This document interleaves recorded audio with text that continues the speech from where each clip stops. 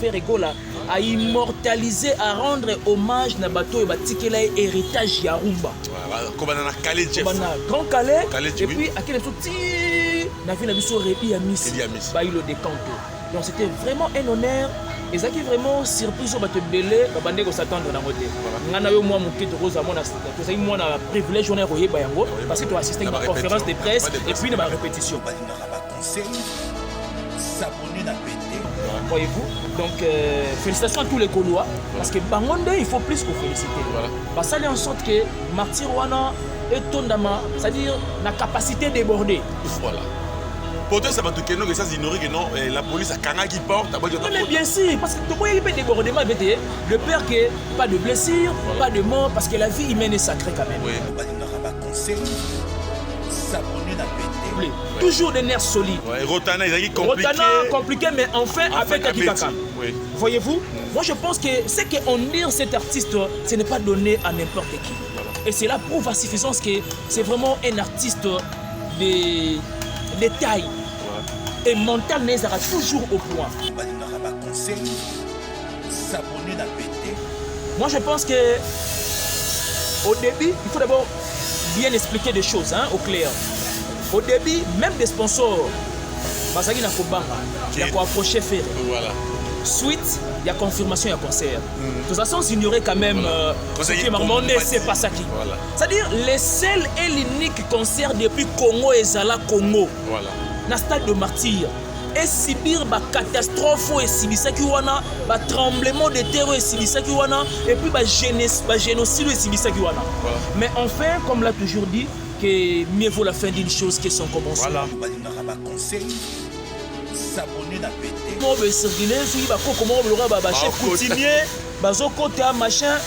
Donc, même na bana ya tiango wana, baki reprendre part na concert ya Ferré. Est-ce que ça méchanceté la gosse contre Ferré? Il n'y a pas de bas. Oui. On a 21e siècle. Oui, oui. Et dans la nouvelle vague, n'est pas parler de Ferré dans la musique congolaise, c'est étouffer la culture davantage sans les savoir. Et puis oyo balingaka ba conseil s'abonner na pété, s'abonner na yo.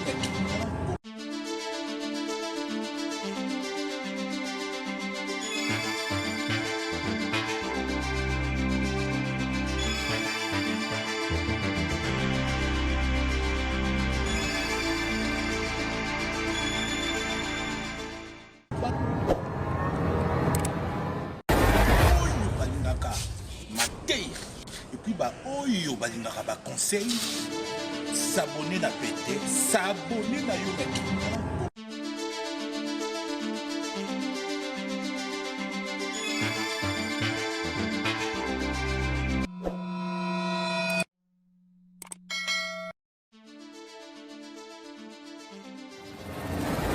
Oyo balingaka mateya et puis oyo balingaka ba conseil s'abonner na pété, s'abonner na yo.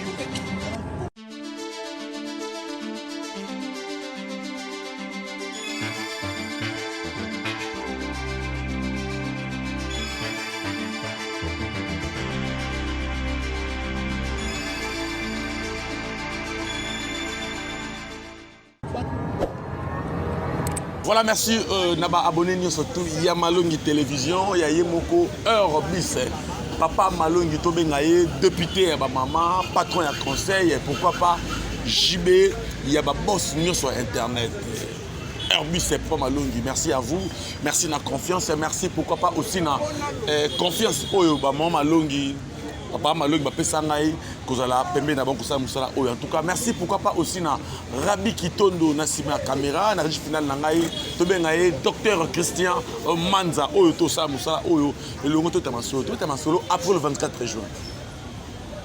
Nazabongona Ben, Mavembo, Mbali, Bosona, Yambaye, na plateau Nanga, tout le monde décortiquer, tout expliquer, concert à faire Gola, et les gars qui boni, et puis tout décortiquer, puis concert à Lacoste. Parce que c'est événement, il y a qui le même jour.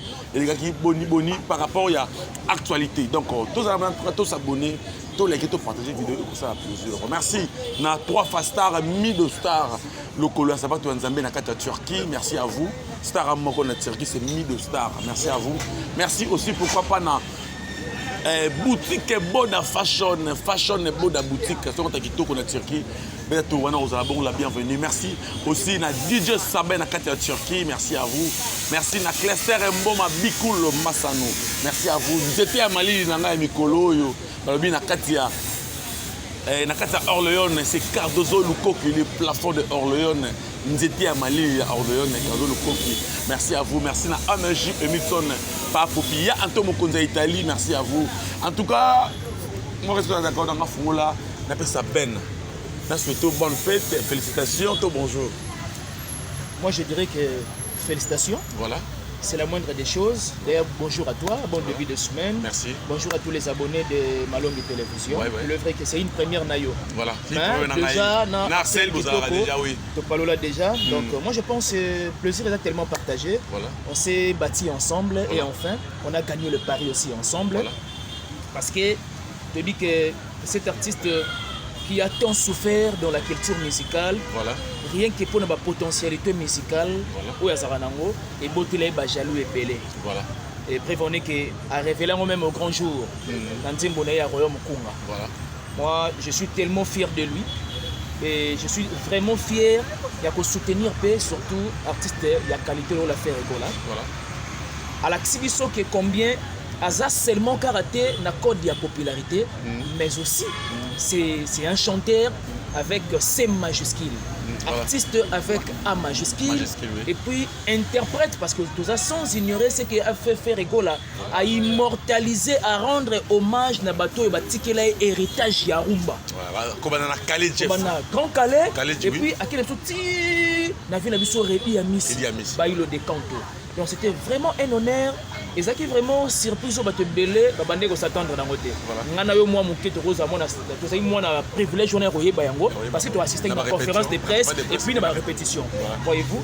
Donc félicitations à tous les Gaulois parce que bangonde il faut plus que féliciter. Parce que ça en sorte que Martyr Wana et Tondama, c'est-à-dire la capacité déborder. Voilà. Pourtant, ça va te dire que ça ignorer que non, la police a Kanga qui porte. Mais bien sûr, parce que tout le monde peut déborder, de peur que pas de blessures, voilà. Pas de mort, parce que la vie humaine est sacrée quand même. Oui.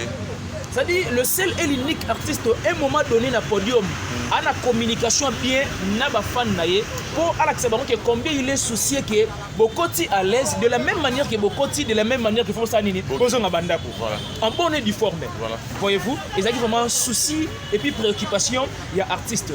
En tout cas, du point de vue déjà organisation, voilà. C'était vraiment au top. Bien que moi, ma petit souci, c'est qui sont la salle, moi, marche en arrière. Ma petit souci, c'est que moi, mon du côté conférence de presse, je dis que moi, retard, vu que ma salle ici, artiste, des événements, dans le même jour. Voilà, voilà, ce n'était pas du tout facile. Voilà. Donc, et puis, il y a qui Kolongwanaye, Sana, directement, maman, on a Pullman. Donc, il a fallu tenir compte que, et c'est là qui est jour moko pour prester surtout dans le stade de Martyr. Voilà. Il a fallu au moins visite Naïna Sana et Salama au moins un mercredi. Voilà. Et le jeudi, conférence de presse à Zoatin européen. Voilà. Vendredi, les temps que à Salama visite dans le stade de Martyr parce que c'est balance. C'était vraiment normal. Mais moi, inquiété les par rapport à la ponctualité, il y a conférence de presse. Mais à ce qui concerne le stade de Martyr, l'artiste à la petite combien. On va nous comparer la génération côté en tout cas, non, il n'y a pas de comparaison. Voilà. Il n'y a pas de comparaison à partir de l'élément moi qui n'a énuméré. Voilà. La première des choses, c'est la ponctualité de l'artiste. Voilà. Ça détermine le respect à l'égard de ses fans, voilà. De ses Gaulois. Voilà. Bateau va porter choix et soutenir Papa Hervé. Voilà. Là de 1. Et puis du côté orchestration, voilà. C'était vraiment au point. Au cœur et vendre dans la note. Voilà. Invité à Zuton à s'exprimer dans le podium, il y a événement populaire aisément, calmement et à l'axi combien qui était qui vraiment pour soutenir dans sa affaire égola. Artiste disons comme invité. Voyez-vous? Donc moi je suis fier de ces concerts là et autre Loba avant concert. C'est exactement où est Sami. C'est-à-dire, concert à faire égola et continue à analyser la culture Yamboka. Voilà. Donc c'est une fierté, c'est une honorabilité. Encore une fois de plus, félicitations à faire la prestation et puis félicitations à Gaulois, Balaxi combien qui est Batika Papa RVT en dépit. Il y a une situation de détresse nous sommes passé l'an passé. L'an passé, oui. Ferregola, le même Ferré, incarcéré, prison. Après prison, quelques mois à perdre un petit frère biologique, bien entendu. Toujours des nerfs solides. Rotana, compliqué, mais enfin, avec Kakikaka. Voyez-vous, moi je pense que ce qu'on dit cet artiste, ce n'est pas donné à n'importe qui. Voilà. Et cela prouve à suffisance que c'est vraiment un artiste de taille.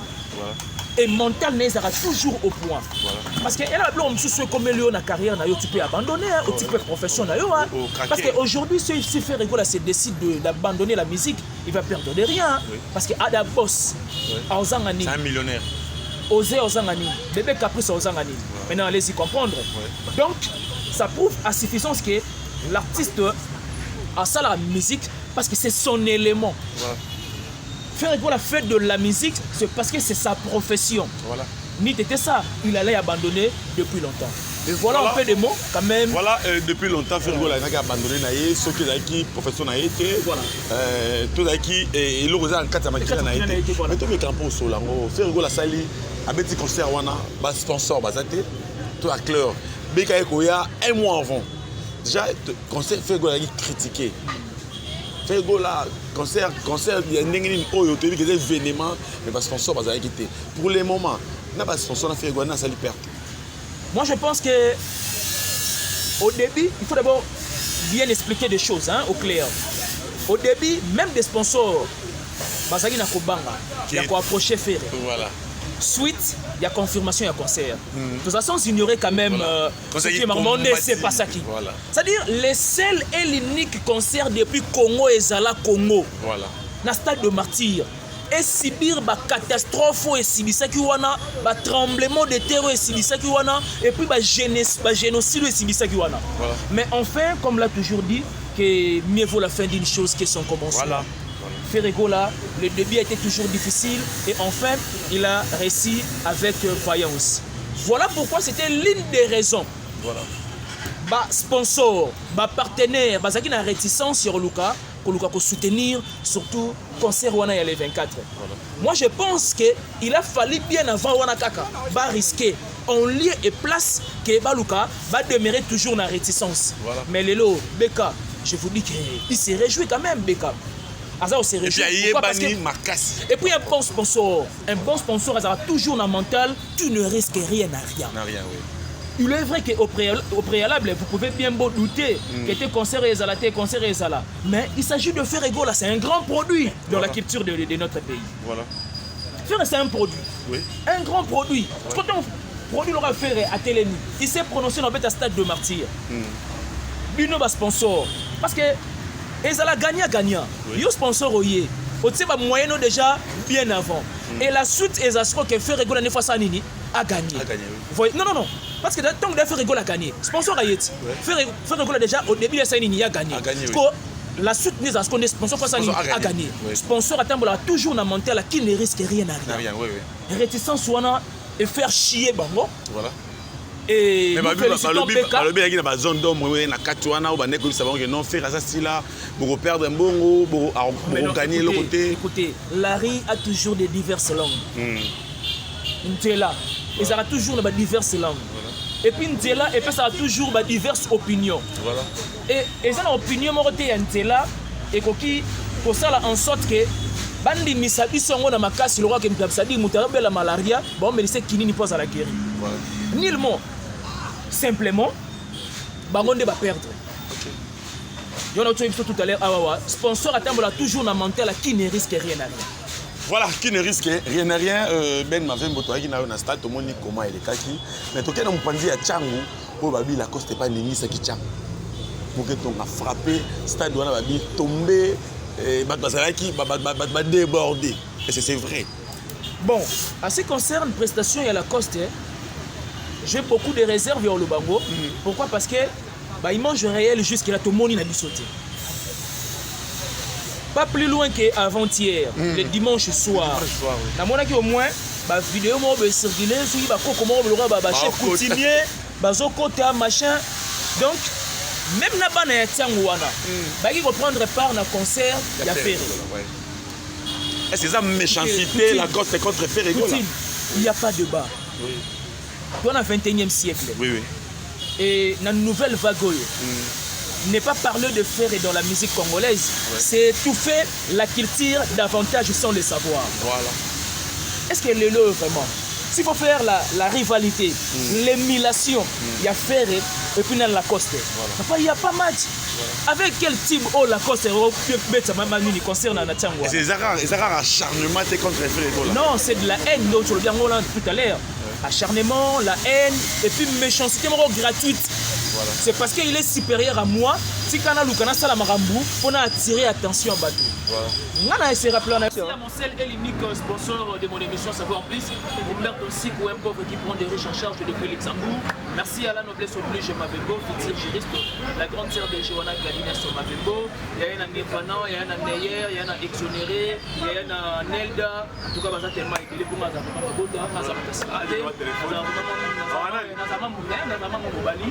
merci beaucoup, surtout Mère Ali Kaspara Linda depuis les États-Unis. Mon numéro de téléphone, plus 243 99 35 40 930. Plus 243 99 35 40 930. Merci beaucoup à toi, petit. Voilà, merci Ben Mafé pour trouver le matin à décortiquer le solo et à concert le 24 dans le stade de Martyr. Donc, maintenant, il y a solo là-haut et puis pour mon équipe de mon collègue, pour suivre un temps quand vous l'avez les salles le jeu. Remercie na Herbus, Papa Malou, et bien député à maman, patron et à conseil, papa, chier, papa aussi. Merci à ma sponsor, la question est pour Papa Malou, qui n'a pas Malou, je vous aime, merci de la confiance, merci de la fidélité. Pour bénir à plus 243 84 31 222 plus 243 84 31 50 222. À la prochaine occasion, nouveau numéro. Bye. Et puis bah oyo balingaka ba conseil s'abonner na pété s'abonner na yo na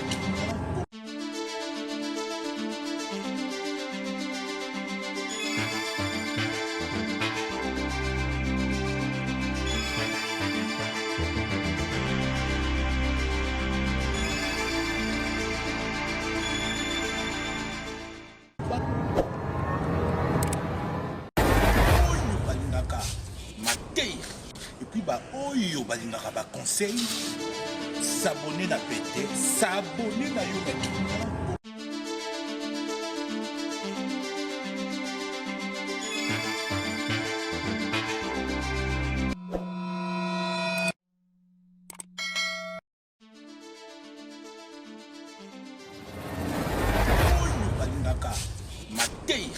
et puis bah oyo balingaka ba conseil s'abonner na pété s'abonner na yo na